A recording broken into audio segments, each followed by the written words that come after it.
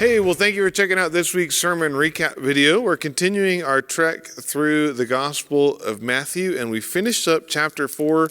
Next week, we are going to be jumping into the Sermon on the Mount, so I'm really excited about that. What we read were just a couple of verses talking about really giving us a summary, actually, of what the ministry of Jesus looked like. He would go around to the 204, according to Josephus, small towns, villages, and small cities of Galilee, and he would preach about the gospel of the kingdom. That's the kingdom of heaven, or the kingdom of God, the period that had been long awaited by the people of the Old Testament when the God of Israel would exercise his reign through the Messiah. And Jesus is going around and he's announcing, as the Son of God, the kingdom has dawned. The light in the darkness has begun to shine. And Jesus is in this region and people begin to flock to him. All of these people who we would never expect to be a part of the people of God, people who would otherwise be excluded. In fact, we have people from Gentile territories coming in, and the sick and the lame are coming and they're being healed by Jesus. And part of that healing isn't just the fact that they are relieved of their physical ailments, but the fact that they are now able to be a part of the people of God. The Jews had taken many of the passages from books like Leviticus that excluded people with physical ailments and deformities from being a part of the priesthood and began to apply that more generally to the people.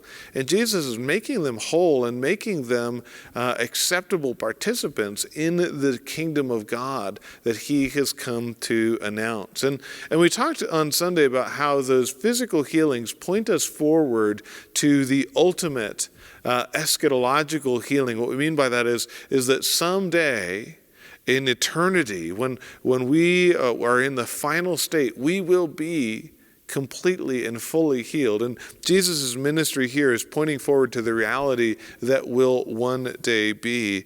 And so there's such an encouragement to us there that the gospel message is for all people, all who would receive it. No one is going to be excluded except those who reject Christ and his message.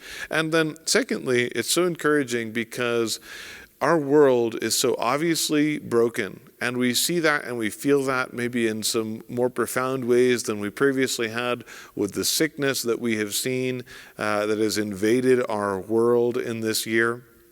It's a reminder that our God is bigger and he's greater, and his plans, his ultimate plans, not a promise for today that we're all going to be made well in the way that we might want to. It's a promise that one day when we're with him, we will be totally freed from sin, and we'll be totally freed from the effects of sin and sickness and death. But what's more important to get right in this moment is to follow Jesus.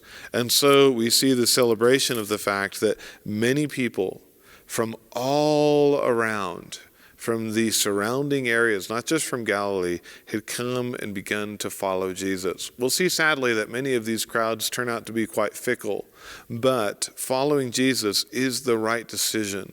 I hope that you'll choose to follow Jesus, and I hope that you'll choose to come and to worship with us on Sunday mornings as we continue our trek through the Gospel of Matthew.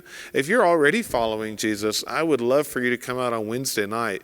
We are talking about evangelism. Last week we saw the call of the disciples to be fishers of men and the need for us to go out and for us to share the good news. We are in a world that is groaning, that needs hope, and Jesus is the hope of the world. And so I want you to come out and learn how to share that hope with other people. We'll be interacting with one another, talking about ways that we've done this well or not done it well in the past. And we'd love for you to be part of that conversation, and we'd love for you to take on the call of Christ to be fishers of men and to follow the example of his ministry that we saw laid out in Matthew chapter 4. Well, we hope to see you on Sunday. God bless.